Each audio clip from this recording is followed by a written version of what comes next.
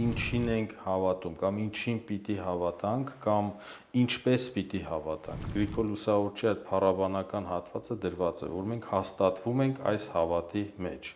Հավատամքը իրենից ենթադրում է ով է Աստված, արարչագործություն եւ փրկagorցություն եւ աղջանաբանություն։ Մենք ամեն Կիրակի ասում ենք, հռչակում ենք պատարագի ժամանակ ձեռնամաց, այսինքն սա ուղղափառության նշան է, որովհետեւ հայ եկեղեցին նաեւ ուղղափառ եկեղեցի է։ Դավանանքը պիտի ծառայի մեր միասնականության, հոգևոր միասնականության։ Դավանանքը այն փաստաթուղթն է, այն եզրն է, այն սահմանումն է, որով մենք ներկայանում ենք որպես քրիստոնյա։ Մեր հավատքը ամուր կլինի հենց միասնականության առումով նաև։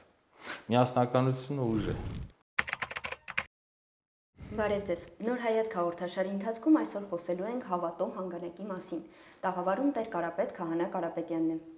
Տեր հետ շնորհակալ ենք, որ այսօր այստեղ եք։ Նմանապես։ Տեր հետ Սուրբ Պատարագի ընթացքում բարձրաձայն եւ հանդիսավոր կերպով արտասանվում է հավատո հանգանակը եւ ձայնարկում է ողջ ժողովուրդը հոտնկայս։ Ինչ ենք ասում հավատո հանգանակ, հավատանք, ինչ է նշանակում։ Հավատամք նշանակում է հավատում ենք։ Ինչին ենք հավատում։ Դա մի բանաձև է, որը դեռևս Քրիստոսի առաքյալները, Սուրբ առաքյալները առաջի դարում սահմանել են եւ տվել են ինչին ենք հավատում, կամ ինչին պիտի հավատանք, կամ ինչպես պիտի հավատանք։ Այսինքն մի բանաձև է, ճիշտ է, առաքյալների կողմից հասած դավանանքը մենք չունենք դա, բայց հետագայում դա կազմավորվեց, լրացվեց աղբյուրագիտական իմաստով նաև, որ տիեզերական վարդապետների կողմից նաև հիմք հանդիսացավ եւ մեկնակետը տրվեց 325 թվականին Նիկիո տիեզերական ժողովի Մեծն Կոստանդիանոսի հրավիրած ուրեմն տիեզերաժողովի, ինչու է տիեզերական, որովհետեւ մասնակցում են եկեղեցու հայրապետները 318 սուրբ հայրապետներ, նույնիսկ մեր տոնացություն կա 318 հայրապետների տոնը, եւ իրենք բանաձևեցին, այսպես ասած, եթե այսօրվա լեզվով ասեմ, սահմանադրությունը, հոգևոր սահմանադրությունը, հոգևոր կանոնագիրքը, թե ինչին պիտի հավատանք։ Հիմա ինչու առաջ եկավ սա։ Ինչու ստեղծվեց դավանանքը, դրա կարևորությունը ո՞րն էր, այսինքն մենք դրա կարիք ունենք, թե չէ, որպես քրիստոնյաներ, դեռևս առաջի դարից։ Հիմա տեսեք, Քրիստոսի քարոզության ժամանակ երբեմն Հիսուս խոսում էր օտար վարդապետությունների մասին, սին ուղղությունների մասին։ Հիսուսը դատապարտում էր կեղծ հավատացյալների մասին, այսինքն որոնք դավանում էին այլ կերպ։ Այս մասին Հիսուսը զգուշացնում է, որ կգան կեղծ քրիստոսներ, կգան կեղծ վարդապետություններ եւ կփորձեն հավատացյալին իր ճիշտ ճանապարհից, ուղղափառությունից շեղել։ Սա հանդիպում ենք Նոր Կտակարանի մեջ։ Հետևաբար Քրիստոսի եկեղեցին առաջի դարում ենթարկվեց ալեկոծության, այսինքն Արիոս անունով մի քահանա, որը դավանում էր Քրիստոսին այլ կերպ, հերետիկոսություն էր տարածում եւ տարանջատումներ առաջացավ եկեղեցում, երկփեղկվածություն, բաժանումներ, այ դա պատճառ եղավ դավանաբանական հարցերի, Քրիստոսին թե ինչպես պիտի դավանենք, այսինքն առաքելականությունից, ուղղափառությունից շեղումը ինքը հերետիկոսություն է եւ հերետիկոսություն է համարվում եւ աղանդավորություն։ Եվ ահա Այրոսը դավանում էր Քրիստոսին այլ կերպ, այսինքն Քրիստոսի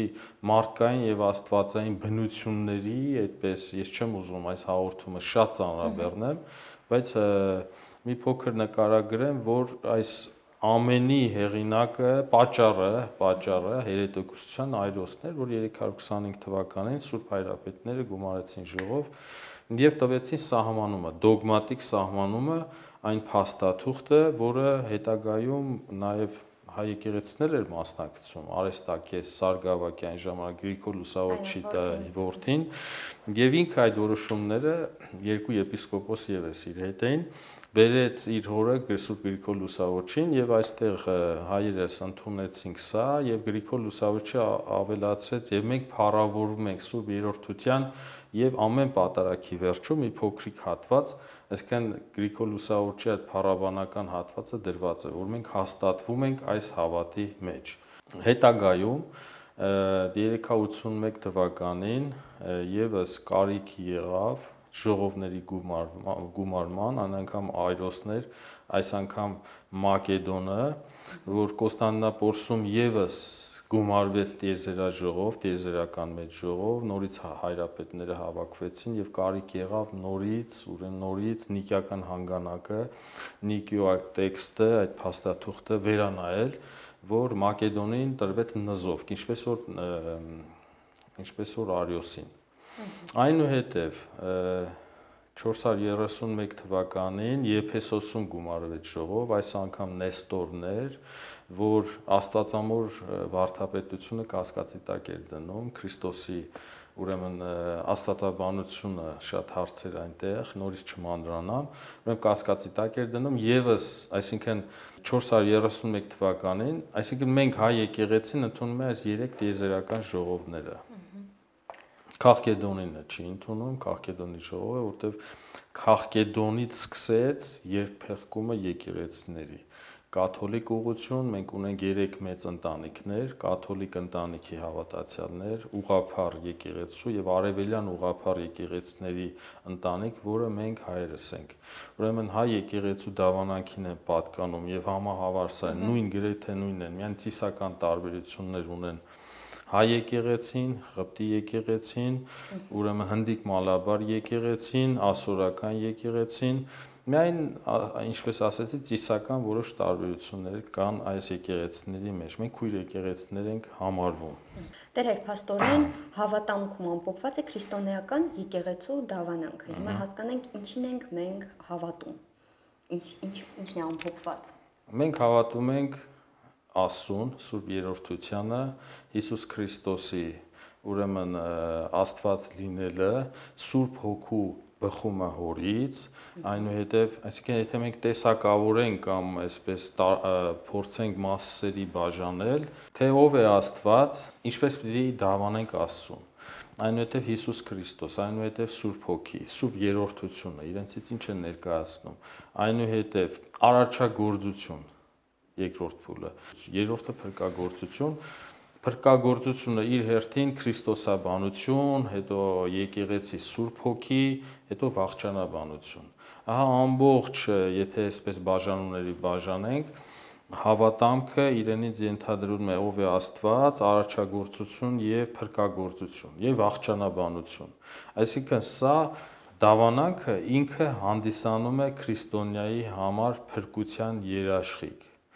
Հիմա եթե այսօրվա մտայնությունից նայենք, կարևոր է հավատամքը, մենք յուրացնենք, իմանանք, որոշ առումով հասկանանք ինչ է հավատամքը, դա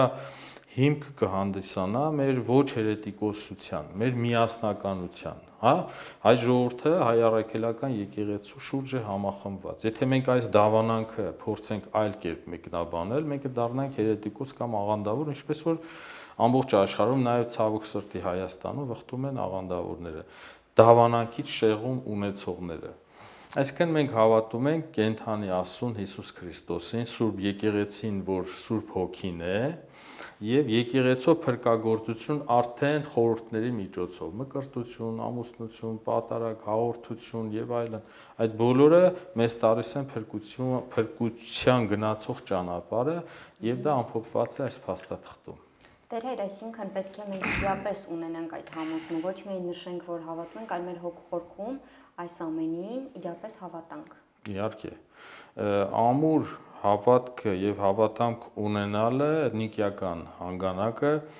մենք ամեն Կիրակի ասում ենք, հռչակում ենք պատարագի ժամանակ ձեռնամած, այսինքն սա ուղղափառության նշան է, որովհետեւ հայ եկեղեցին նաեւ ուղղափառ եկեղեցի է։ Մեր ընդհանուր հայ եկեղեցու վերնագիրը հայ առաքելական ուղղափառ Սուրբ եկեղեցի։ Այսինքն սա մեր տիտղոսն է, սա մեր անվանումն է, վերնագիրը։ Եվ մենք ուղղափառությամբ արտասանում ենք, ուրեմն աղոթակից ենք լինում դավանանքը եւ 3 տեսակի դավանանք կա։ Նիկիական դավանանք, Գրիգոր Տաթևացու հավատող խոստովանի դավանանքը, այնուհետև մկրտության հակիշ տարբերակը, որ մկրտության ժամանակ քահանան այդ կարճ տարբերակը ուրեմն ասում է։ Դավանանքը նաև արտացոլված է մեր ծիսագրքերում, Պատարագամատույց, Ժամագիրք, շարակնոցի մեջ շատ հստակ բանաձևումներ կան այդ հոգևոր երաժշտության մեջ, որտեղ արտացոլվում է մեր դավանանքը։ Ինչպես ասացի, տիեզերական սուրբ վարդապետները Դիոնիսոս Արիսպագացին, ուրեմն Աթանաս Մեծը, Գյուրեղ Երուսաղեմացին, Գրիգոր Նյուսացին, սրանք այն հեղինակներն են, տիեզերական հեղինակներն են, ովքեր որ հիմք են դրել հավատամքի, բայց սա լրացվել է մեր հայ առաքելական եկեղեցու սուրբերի օրինակի համար Գրիգոր Նարեկացին, Գրիգոր Տաթևացին, Գրիգոր Նյուսացին, Հովհաննես Սարգսակը, Գրիգոր Նարեկացին ամբողջացրել են մեր հավատամքը եւ ճոխացրել են մեր ծիսակարգ այդ առումով եւ դավանանքը ամբողջացել են մեր սուրբ հայրերի կողմից։ Շատ կարևոր է սա մեր միասնականության առումով։ Դավանանքը պիտի ծառայի մեր միասնականության, հոգևոր միասնականության, ամբողջական միասնականության, որովհետև սրանից շեղումը արդեն տանում է հերետիկոսության եւ աղանդավորության։ Դի ճանաչենք մեր եկեղեցին, այսինքն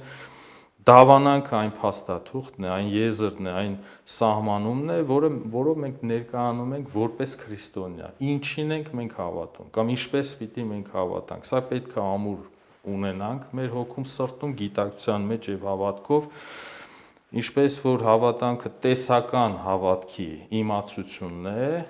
իսկ կենթանի հավատքը այս երկու գործնական եւ տեսական հավատքով մենք ունենում ենք փրկություն։ Իհարկե Տիրոջ զորությամբ։ Դեր հեր ստացվում է, որ հավատամքը կարծես սրբազան երթում լինի հավատացյալի համար։ Այո։ Պարտադիր է, որ բոլոր հայ առաքելական եկեղեցու հետևորդները ունենան այս աստվածաբանական համոզումը եւ Սուրբ Պատարագին են մասնակցում եւ արտաբերում են։ Տեսեք, ես ասացի, որ հակիրճ տարբերակը հավատամքի մկրտության ժամանակ քահանան արտաբերում է, դա աղոթների մեջ կա, կարճ համառոտ։ Այսինքն մկրտվողը, նոր քրիստոնյա լինողը, դառնողը, մեռոնվողը, մկրտվողը ինքը պիտի դավանի այս դավանանքին, կարճ, այնտեղ կարճ, երրորդ տարբերակն եմ ասում, առաջինը նիկիական, երկրորդը տաթևացու, երրորդը այս հակիրճը, այսինքն դեռևս մկրտության պահից այդ դավանանքը պիտի ինքը հետևի, խոստովանի դավանանքը, հավատա, խոստովանի եւ տարածի եւ վկայի։ Սա նախապայման է ճշմարիտ քրիստոնյայի համար հենց մկրտության օրվանից։ Եվ փաստորեն այս հավատքը նաև մեզ օգնում է միասնության հարցում, ինչպես նշեցիք։ Իհարկե, հավատամքը այն երաշխիքն է հայ իրականության մեջ, մեր իրականության, մեր ազգային, մեր հոգևոր մտածելակերպի, մեր ինքնության պահպանման, մեր տեսակի պահպանման, առաքելականության պահպանման եւ միասնականության, որի կարիքը իհարկե այսօր